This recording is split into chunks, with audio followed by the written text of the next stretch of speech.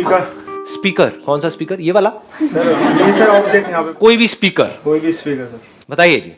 Sir हमको तेज बोलने से कोई फायदा नहीं होगा, हमको अपने वर्क को बेटर करना चाहिए। हम मतलब तेज चिल्लाने से कोई फायदा नहीं होगा, हमें अपने वर्क के थ्रू बोलना चाहिए। सर बट दूसरी साइड सोचे तो नेगेटिव पॉइंट भी बनेगा, क्योंकि आजकल का जो टाइम है वहाँ पे सिर्फ उसी की सुनी जाती है जिसकी आवाज़ बुलंद होती है। नो बट बट हमें वर्क के थ्रू नहीं, खड़े हो, प्लीज स्टैंड अप। हाँ, बात नहीं, इन्होंने आपके पॉइंट को कह रहे हैं, ये कह रही हैं कि जो आप कह रहे हो वो बकवास है, तो आपको क्या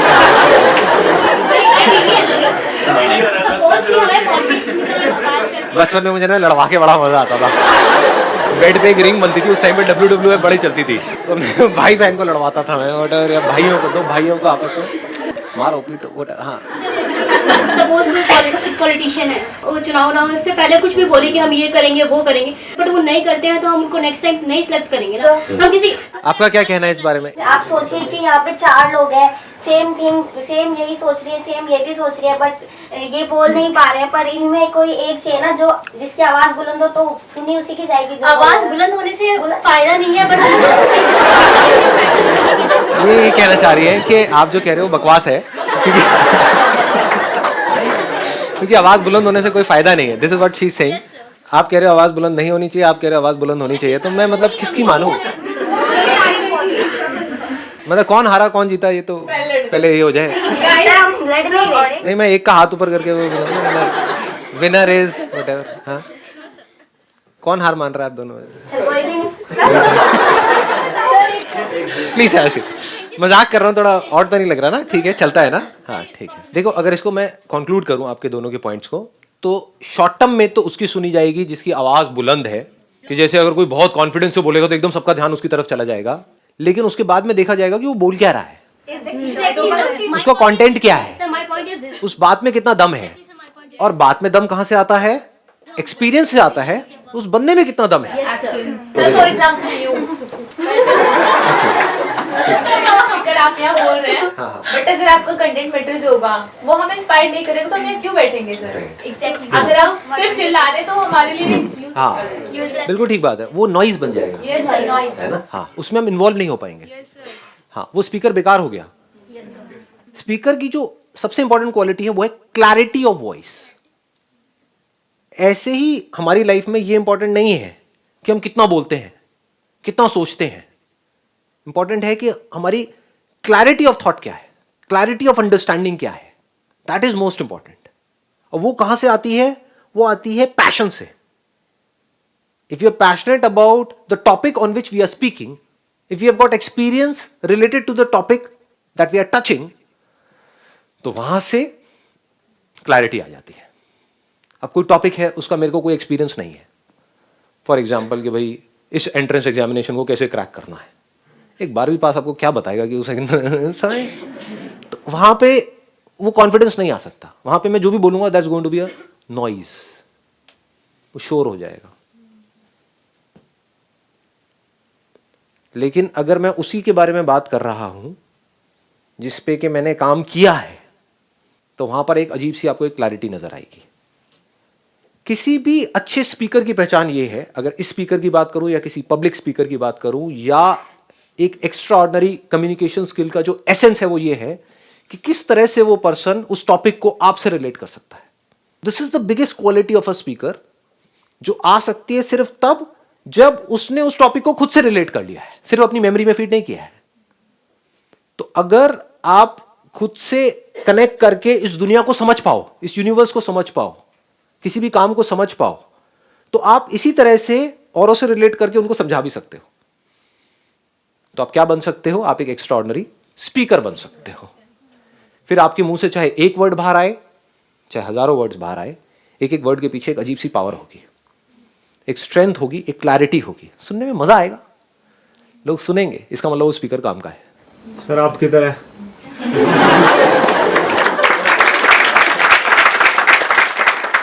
बनना है तो एक स्पीकर की तरह बनो। स्पीकर क्या है? सिचुएशन के हिसाब से अडेप्ट कर लेता है अपने आप को। एक स्पीकर को उठा करके आप किसी वेडिंग में रख दोगे तो वहां पे धूम धड़ाका शुरू हो जाएगा, उसके अंदर से लोग नाचने लग जाएंगे। और उसी स्पीकर को उठा करके कहीं पर आप किसी की 13वीं पे रख दोगे, वहां पे धांधू नहीं आएगी, वहां पे वही आएगी जो आनी चाहिए। तो जो सिचुएशन होती है, जगह होती है, उसके हिसाब से स्पीकर में से कुछ आ रहा होता है। यानी कि जो स्पीकर के पीछे है, जो उसके पीछे से बोल रहा है, वो क्या बोलना चाहता है, वो बीच में इंटरफेयर नहीं करता है। तो आपके अंदर से बहुत कुछ आता है, लेकिन हम क्या करते हैं, उसमें इंटरफेयर करते हैं, उसको पूरी तरह से आने नहीं देते हैं। स्पीकर अगर इंटरफेयर करे, कोई बंदा जो बोल रहा है स्पीकर के थ्रू, वो बीच में अपना ही कुछ ऐड करने लग जाए, तो स्पीकर किसी काम का नहीं है। स्पीकर की अच्छी क्वालिटी का मतलब क्या है कि जो पीछे से माइक से बोला जा रहा है वही स्पीकर में से आ रहा है, बीच में कुछ मिलावट नहीं है। दैट मीन्स कि वो बहुत अच्छा स्पीकर है। जितनी ज्यादा क्लैरिटी के साथ वो आ रहा है, इसका मतलब बहुत ही अच्छा स्पीकर है। पीछे से कोई बोल कुछ रहा है, उसके साथ में एको आ रही है या कुछ भी अजीब सा हो रहा है, that means that is not a good quality speaker. तो अगर हमको ये समझ आ जाए कि जो हमारा बेसिक नेचर है उसके पास रहेंगे, जो बेसिक नेचर है वो है हम सबका सच बोलने का। बाय नेचर हम कैसे होते हैं? बचपन में हम सब क्या बोलते हैं? झूठ बोलते हैं, सच बोलते हैं? सच बोलते हैं ना। बाय नेचर हम क्या हैं? हम सच बोलने वाले हैं, झूठ बोलने वाले हैं? सच बोलने वाले हैं। लेकिन धीरे धीरे क्या हुआ, हमारी कंडीशनिंग ऐसी हो गई, आप कह सकते हो जो हमारा बेसिक नेचर है उसमें मिलावट हो गई। तो जितना हम अपने बेसिक नेचर से जुड़े रहेंगे, उतनी ही हमारी अंडरस्टैंडिंग डीप होती चली जाएगी। अगर हमारी आदत है झूठ बोलने की, तो आज आप दूसरों से झूठ बोलोगे और कल आप अपने आप से झूठ बोलोगे। ऐसा हम करते भी हैं, बहुत करते हैं। जब एक्सरसाइज करना होता है तो हम किसी और को धोखा नहीं दे रहे होते, अपने आप को धोखा दे रहे होते हैं कि छोड़ ना, कल कर लूंगा। आपको पता है नहीं करोगे समझ गए? तो किसको धोखा दे रहे हो? क्योंकि आदत पड़ गई झूठ बोलने की, तो हम अपने आप से भी झूठ बोल रहे हैं। अगर उस वक्त हमारी सच बोलने की आदत हो तो हम क्या बोलेंगे अपने आप को?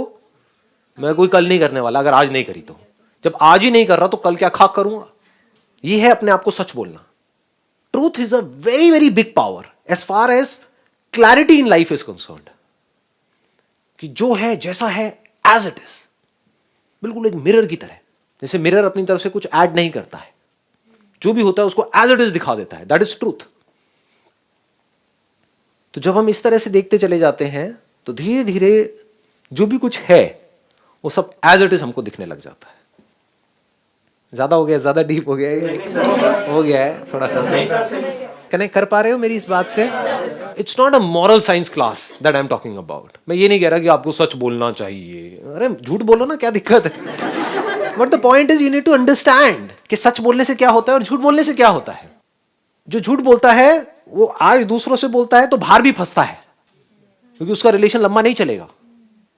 लोगों को पता लग जाएगा तो झूठा है, उस पर कोई विश्वास ही नहीं करेगा। जिस पे कोई विश्वास नहीं करेगा वो लाइफ में आगे क्या खाक बढ़ेगा। सर किसी कॉन्सिक्वेंसेस में आप फंस गए हैं और अब सच बोलते हैं तो हमें पता है बहुत नुकसान हो जाएगा, तो फिर झूठ बोलना पड़ता है फिर, क्योंकि हमें पता है कि हमारा नहीं और भी लोगों का हो जाएगा, तो उन लोगों का ना हो, अपना ना सोच के, पर उन लोगों के लिए भी बुरा ना हो, इस वजह से बोलना पड़े। तो व्हाट टू डू? कभी ऐसा भी हो सकता है कि आपको बाहर झूठ बोलना पड़ रहा है बिकॉज ऑफ व्हाटएवर रीजंस। कम से कम अपने आप से तो सच बोलो, दैट इज इंपॉर्टेंट। खुद से झूठ नहीं बोलना है, दैट इज सच। और धीरे धीरे अगर आप अपना इस लेवल को बढ़ा सको, यानी कि खुद से सच बोलना है, शुरुआत यहां से हो, और धीरे धीरे बाहर भी सच बोलना है। इन 99.99% ऑफ द केसेस 0.01% ठीक है, चलता है जी। अपनी जान बचाने के लिए, किसी और की जान बचाने के लिए आप कर रहे हो, या किसी और को बुरा ना लगे, अननेसेसरी कोई हर्ट ना हो आपके उस सच की वजह से, तो आप नहीं बोल रहे हो, ठीक है। मोटिव अच्छा ही है ना पीछे से आपका। बस कहने का मतलब कोई मैनिपुलेशन नहीं, आप बिल्कुल सीधे साधे हो, बिल्कुल एब्सोल्युटली सीधा साधा हो जाना मतलब सिद्ध हो जाना। योगा में एक वर्ड होता है सिद्ध, आप लोगों को पता नहीं होगा। सिद्धि, ये सबसे बड़ी सिद्धि है। लोग सिद्धियां किसको समझते हैं? पानी पे चल रहे हैं, हवा में उड़ रहे हैं, ये सिद्धियां किसी काम की है? आपने 20 साल तक कुछ प्रैक्टिस करी, 20 साल बाद क्या हुआ? अब आप पानी पे चल सकते हो, अब आप पानी में डूबोगे नहीं। तो उसको बोलो भाई बोल दो, ठीक है। अबे खच्चर, तूने अपने 20 साल खराब करे लाइफ के, किस लिए? कि तू पानी पे चल के इस नदी के यहां से वहां पहुंच सके। इससे अच्छा 5 रुपए बोट वाले को देता। सोचो, ये चलो मान लो ये करके उड़ गए, अबे कौवा भी उड़ता है, तो उड़ के तूने क्या क्या उखाड़ लिया? Have you got peace of mind? सबसे बड़ी सिद्धि ये है कि आप बिल्कुल सीधे साधे हो गए, जो जैसा है वैसा दिख जाता है आपको सब कुछ। तो सर जो सच किसी और के लिए सच है वो हमारे लिए झूठ हो सकता है? वो सच नहीं है। जो सच किसी के लिए सच है, किसी के लिए झूठ है, वो सच नहीं है। जो सच सबके लिए सच है, इर्रिस्पेक्टिव ऑफ थॉट, वो सच है। सर बट जो हम कलर्स देख रहे हैं वो हमें तो लगता है सच है, लेकिन अगर उसकी रियलिटी पे जाए वो तो झूठ है, क्योंकि समुद्र का पानी नीला दिखता है लेकिन पानी का कोई कलर नहीं होता। नहीं, कलर्स दिख रहे हैं, ये सच है, ये झूठ नहीं है। बारिश हुई, पानी की कुछ बूंदें गिरी, उसमें से लाइट पास हुई और एक रेनबो दिख रहा है, क्या वो रेनबो झूठ है? अरे सच है, दिख रहा है, मतलब आंखों से दिख रहा है, सच है। लेकिन अगर हम कहें यही सच है तो ये इनकम्प्लीट सच है, समझ गए? बट रेनबो है, लाइट वहां पर है, ये सच है। अगर आप कहो वहां पे रेनबो है ही नहीं तो ये झूठ हो गया। सिंपल है ना, मतलब सच बहुत ही सिंपल है, सच में कोई कॉम्प्लिकेशन नहीं है। रेनबो है, सच है, बट ये जो रेनबो आया ना, ये परमानेंट है, ये हमेशा के लिए रहने वाला है। ये क्या है? झूठ है। रेनबो कुछ देर के लिए रहने वाला है, because it is related to some conditions. जैसी वो कंडीशंस चेंज होंगी, रेनबो दिखना बंद हो जाएगा। ये सच है। समझ गए ना? एक एक करके हम आगे बढ़ते जा रहे हैं। रेनबो के पीछे, एक मिनट समझो, रेनबो के पीछे जो लाइट है उसका कोई कलर नहीं है, बट रेनबो के पीछे लाइट है। ये सच है, झूठ है? सच है। इसको समझ लेना, मैं लेयर्स को टच कर रहा हूं एक एक करके, अगर आप देख पाओ कि सच को कैसे देखते हैं। इसको कोई चैलेंज कर सकता है जो भी बातें मैं बोल रहा हूं अभी? No, sir. तो ये सच है। इसको कैसे चैलेंज करोगे? स्टेप बाय स्टेप बता दो। तो उसके पीछे जो लाइट है उसका अपना कोई कलर नहीं है। ये सच है, झूठ है? अब ये आपको कैसे पता लगेगा? अर्थ है, वहां पर सन है, उसके बीच में अगर आप देखोगे तो डार्कनेस है, तो लाइट नहीं दिखती है। लाइट जब रिफ्लेक्ट होती है किसी सरफेस पे पड़ के तब दिखती है, depending upon the quality of the surface, उसके हिसाब से दिखती है। या तो वो ट्रांसमिट होती है, तो डिपेंडिंग अपॉन के कहां से वो ट्रांसमिट हो रही है। किसी क्रिस्टल में से ट्रांसमिट होगी तो जो उस क्रिस्टल की क्वालिटी है उसके हिसाब से लाइट दिखती है। क्या वो जो दिखता है वो पूरी लाइट है या लाइट का एक छोटा सा एस्पेक्ट है? ज्यादा हो रहा है? हाँ, नहीं, मजा आ रहा है। एक रेनबो है, आप कह रहे हो ये रेनबो लाइट में जो कुछ भी है वो उस रेनबो में दिख गया है। ये सच है, झूठ है? क्या उस लाइट में अल्ट्रावायलेट रेज नहीं है? क्या उस लाइट में इंफ्रारेड रेज नहीं है? तो लाइट में इनफाइनाइट पॉसिबिलिटीज है। हम एक उस लाइट के लिमिटेड एस्पेक्ट को देख रहे हैं depending upon the limitation of our senses. ये सच है, झूठ है? आंखों की लिमिटेशन है, बट अगर आंखों के आगे हम कुछ इंस्ट्रूमेंट्स ऐड कर दें तो हम कुछ ऐसे भी एस्पेक्ट्स को देख सकते हैं जो अभी इन आंखों से हम नहीं देख पा रहे, लेकिन वो भी लिमिटेड है, ये भी लिमिटेड है। ये सच है, झूठ है? कोई भी इंस्ट्रूमेंट हमको सब कुछ नहीं दिखा सकता है। There is no instrument which can show us everything. तो instrument is always limited, light is not limited. समझ गए? नहीं समझे? कहां समझे?